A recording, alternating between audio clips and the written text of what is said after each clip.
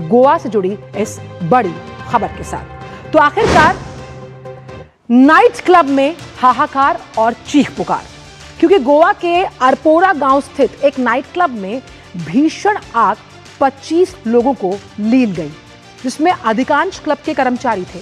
अब जो prima facie जांच हुई है, यानी कि शुरुआती जांच, उसमें आग का कारण सिलेंडर ब्लास्ट बताया जा रहा है। और वहीं मुख्यमंत्री प्रमोद सावंत ने भी घटनास्थल का दौरा किया और अधिकतर मौतें जो हैं वो दम घुटने से हुई हैं।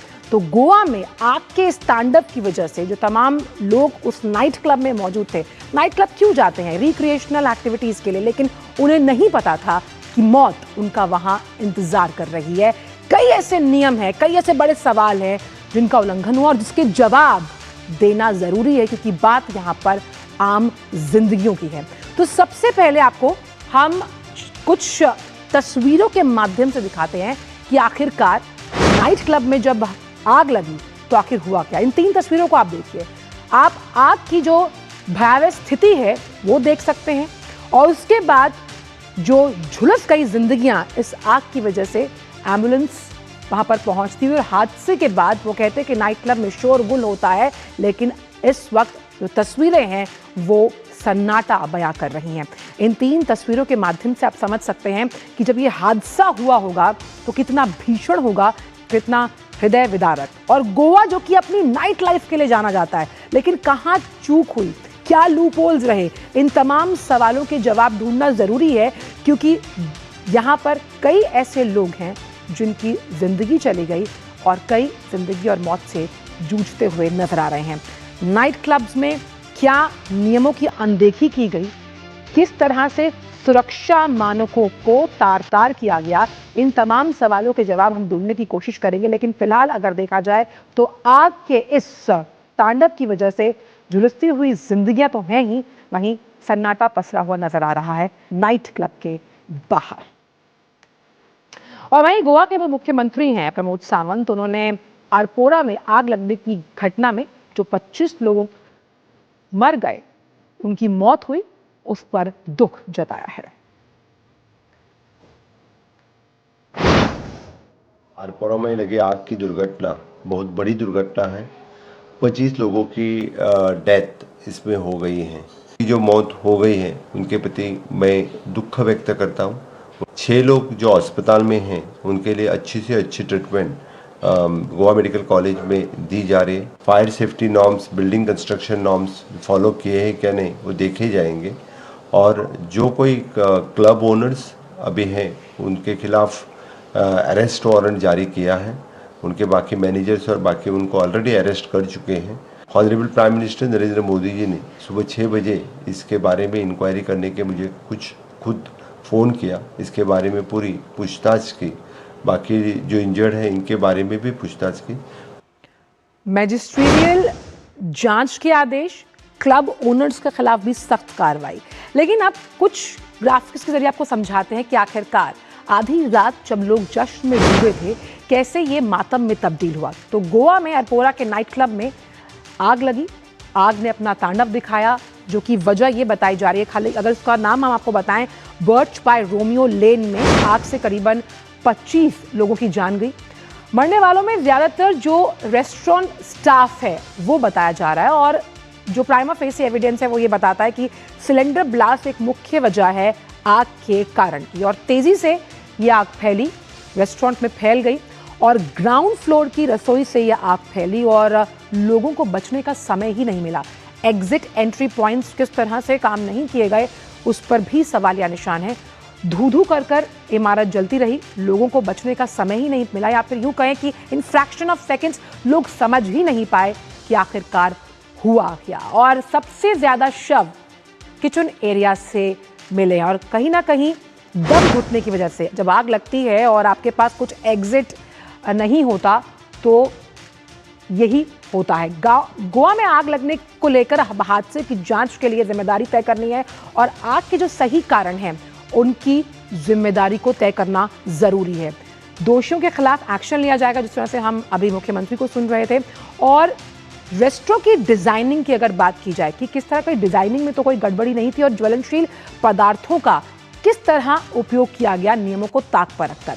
अरपोरा पंचायत ने क्लब को तोड़ने के भी ऑर्डर दिए थे। अगर तोड़ने के ऑर्डर दिए थे तो फिर ये किस तरह से काम कर रहा था, और नियमों के उल्लंघन के चलते ये निर्देश दिए गए थे, यानी कि पहले भी वो नियमों को मान नहीं रहे थे। और पंचायत ने एक ऑर्डर जारी किया था जिस पर अधिकारियों ने रोक लगाई थी, और जमीन के मालिक और क्लब के जो प्रमोटर है उनके बीच पहले ही विवाद चल रहा था। तो क्लब के खिलाफ शिकायत भी दर्ज है। क्यों? सबसे बड़ा सवाल कि बिना वैलिड लाइसेंस के ये क्लब फल फूल रहा था, धड़ल्ले से अपना काम कर रहा था। स्टे के बावजूद इस नाइट क्लब में लगातार पार्टियां हो रही थी, और ये जश्न अब जिन नियमों का उल्लंघन करके मनाया गया, आप समझ सकते हैं कि कई लोगों की जान चली गई। आप बर्च बाय रोमियो लेन को समझते हैं, गोवा का फेमस रेस्टोरेंट बार है, और खासतौर पर जो महीना है नए साल से पहले का, तो आप अमूमन समझ सकते हैं कि कितने ज्यादा पर्यटक होंगे। देश का पहला आइलैंड बार लोगों के लिए लोकप्रिय था। आप देख सकते हैं तस्वीरों के माध्यम से। नोमैडिक जंगल से प्रेरित इस थीम को बनाया गया था। नोमैडिक्स यानी कि जो आप जंगल थीम पर इसे आधारित करके बनाया गया, और इसे अच्छे खाने और एक रिलैक्स माहौल के लिए और खूबसूरत समुद्री नज़ारों के लिए जाना जाता था। लेकिन ये खूबसूरत जो नज़ारे थे कैसे आग की बदसूरती में बदल गए, ये आप देख सकते हैं, क्योंकि नियमों का उल्लंघन कर पैसे कमाने के लिए स्टे के बावजूद इस क्लब में जो तमाम एक्टिविटीज़ थी वो चलती रहीं। हमारे दो संवाददाता इस बड़ी खबर पर तमाम अपडेट्स के साथ जुड़ रहे। ग्राउंड जीरो से सुशील शुक्ला हैं और देवेंद्र भी जुड़े। सबसे पहले सुशील, आपका रुख करना चाहेंगे, जितनी जानें अब तक गई हैं गोवा के इस हादसे में, कई ऐसे सवाल छोड़ गई जिनका जवाब राज्य प्रशासन को देना है। ऐसे में कैसे अपनी कार्रवाई को आगे बढ़ा रहा है राज्य प्रशासन? अभी थोड़ी देर पहले ही गोवा के चीफ सेक्रेटरी यहाँ पर आए हुए हैं और जांच चल रही है। पुलिस के भी आला अधिकारी यहाँ पर अंदर मौजूद हैं। किसी भी मीडिया को, किसी भी लोकल लोगों को अंदर जाने के लिए अनुमति नहीं है। इन्वेस्टिगेशन तेजी से चल रहा है और ये जांच का विषय है कि ये सिलेंडर से यहाँ पर आग लगी है। आप देख सकते हैं कि मैं इस समय बुर्ज क्लब के पास ही खड़ा हूँ और यहाँ पर देर रात जो पार्टी चल रही थी, इसमें जो कुछ सूत्रों से जानकारी मिल रही है उससे पता चल रहा है कि फायरवर्क्स या कि सिलेंडर के ब्लास्ट होने से यहाँ पर काफी लोगों की जान गई है। अब तक जो सूत्रों के हवाले से खबर लग रही है उसमें 25 लोगों की जान जाने की सूचना है। जी, और देवेंद्र भी जुड़े हुए हैं। देवेंद्र, अगर जब हमने इस मामले को समझने की कोशिश की तो जो क्लब के प्रमोटर्स हैं उनकी पहले ही लैंड और काम को लेकर कैसे इसका ऑपरेशन किया जाए, इस पूरे क्लब का विवाद चल रहा था। स्टे के बावजूद तमाम रिक्रिएशनल एक्टिविटीज वहां की जा रही थी। नियमों को ताक पर रखना और जिंदगी किसी की वो लील गया, इससे बड़ा गुनाह क्या ही हो सकता है?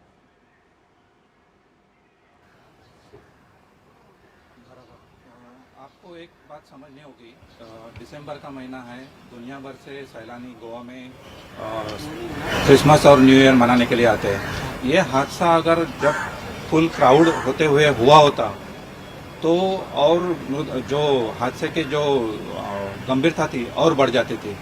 इसमें एकदम बात क्लियर है कि जो सेफ्टी नॉर्म्स है उनका उल्लंघन किया गया है और उसकी वजह से ही ये हुआ। लोगों को बाहर निकलने का रास्ता ही नहीं मिला। लोग जो दम घुटने से मर गए।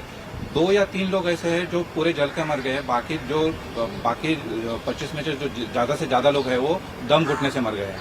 और इसकी गंभीरता समझते लेते हुए सीएम ने इसकी न्यायिक जांच का आदेश दिया है। जैसे ही सीएम ने खुद बताया है कि उनके मैनेजर और बाकी स्टाफ को अरेस्ट किया गया है और जो ओनर है उनके खिलाफ अरेस्ट वारंट निकाल लिया गया है। जी सुशील, जब भी कोई क्लब या रेस्टोरेंट बनाया जाता है और अगर इस तरह की कोई हादसा पेश आए तो उसमें एग्जिट प्लान बहुत तरीके से डिकोड होता है। क्या उस एग्जिट प्लानिंग की कमी यहाँ पर नजर आई, और खास तौर पर जो तमाम सुरक्षा के मानक थे उनकी भी धज्जियां उड़ाई गई प्रमोटर्स द्वारा? जी, ये बात सही है, क्योंकि आप देख सकते हैं कि हमारे जस्ट पीछे ही एक ही एग्जिट यहाँ पर गेट है। निकलने का रास्ता ना होने की वजह से ये घटना गंभीरता से बढ़ गई है, क्योंकि चारों तरफ से बाउंड्री है और बड़ी बड़ी 10 फीट 15 फीट की बाउंड्री है, तो कहीं से भी कोई निकलने की कोई रास्ते नहीं है।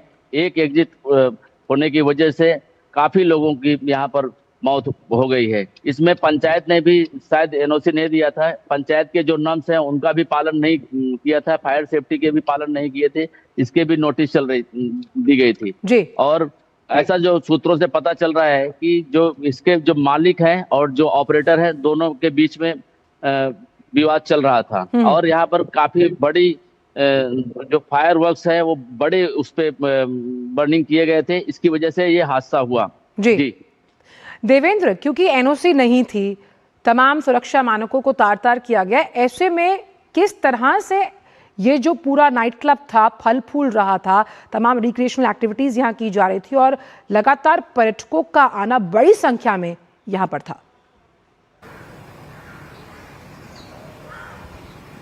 यही बात गंभीरता से लेनी पड़ेगी सरकार को।